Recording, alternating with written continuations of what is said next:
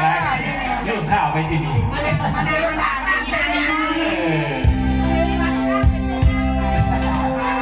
อันล้านอันละใจที่ใจเป็น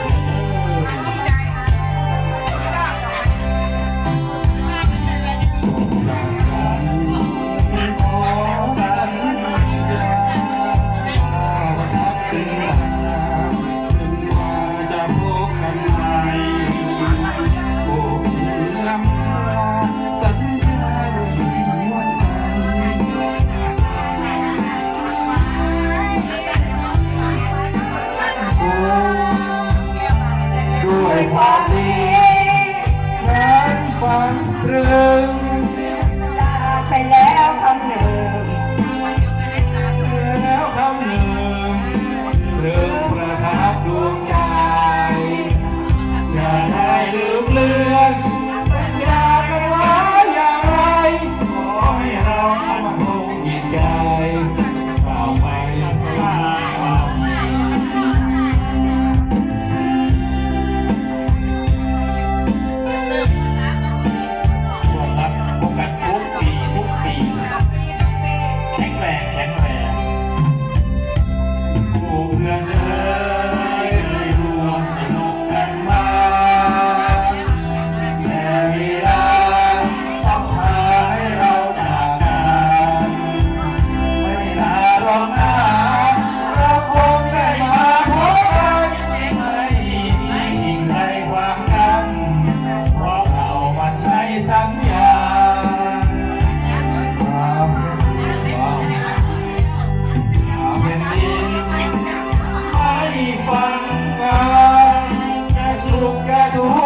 ใด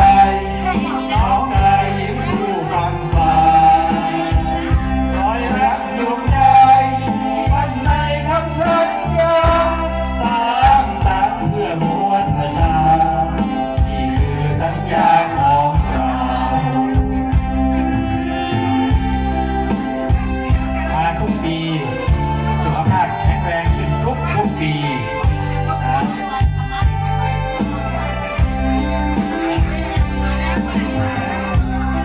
ดูแลตัวเองนะครับ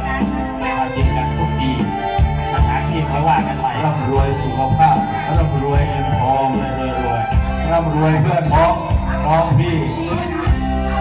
เคยรวมสนุกกันมาแต่เวลาต้องพาให้เราจากกันไม่ลาร้องหาเราคงได้มาพบกันไม่มีสิ่งใดขวางกัน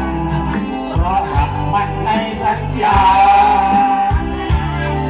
ไม่มีไม่ขวาง